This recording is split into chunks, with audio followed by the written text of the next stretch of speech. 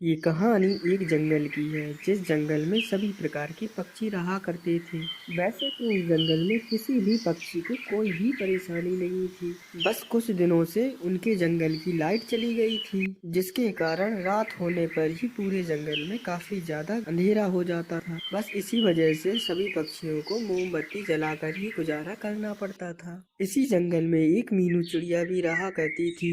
वे मीनू चिड़िया बहुत ही ज्यादा समझदार थी। वो मीनू चिड़िया हमेशा ही हर परेशानी का हल निकाल लिया करती थी। एक दिन वह मीनू चिड़िया अपने घर के बाहर बैठी हुई सोच रही होती है।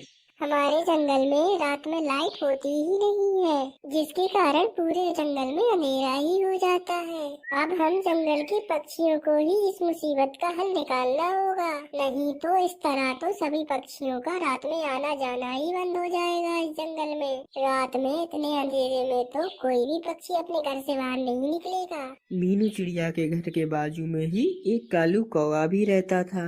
वह कालू कौवा बहुत ही ज्यादा कामचोर था। बे कालू कौवा हमेशा चोरी करने के चक्कर में लगा रहता था। उसे मेहनत करना बहुत ही मुश्किल और चोरी करना बहुत ही आसान लगता था। एक दिन वह कालू कौवा अपने घर में बैठा सोच रहा होता है, अरे अब तो मेरे लिए काफी ज्यादा आसानी हो गई है। जब से ये रात में लाइट गई है, जब से तो काफी ज्यादा अंधेरा हो जाता है हमारे जंगल में। अब तो मैं बिना ही डरे चोरी कर लेता हूँ किसी के घर में जाके।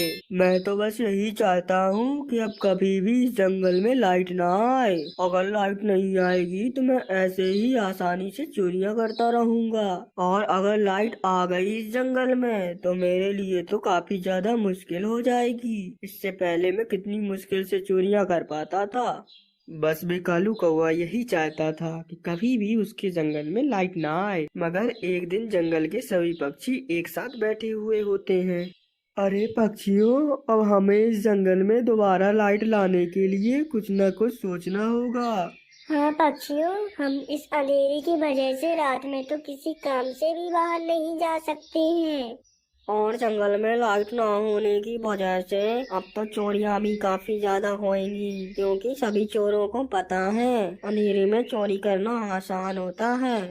ये आप सब ठीक कह रहे हैं। इस लाइट के ना होने की वजह से हम पक्षियों को बहुत मुश्किल का सामना करना पड़ रहा है। वैसे पक्षियों, मुझे नहीं लगता कि कोई अंधेरे में चोरियां करेगा। और वैसे भी अब देखो पक्षियों, हम इस लाइट का कुछ भी नहीं कर सकते हैं। इसीलिए पक्षियों, यहाँ बैठकर बात करने का कोई भी फायदा नहीं है। मैं तो कहता हूँ सभी पक्षी अपने अपने घर चले जाते हैं। बस फिर सभी पक्षी अपने अपने घर चले जाते हैं। अब जितने दिन गुजरते जा रहे थे, कालू कौवे की चोरियां उतनी ही ज्यादा बढ़ती जा रही थीं। अब जंगल में इन्हीं चोरियां होने की वजह से जंगल के सभी पक्षी काफी ज्यादा परेशान रहने लगते हैं।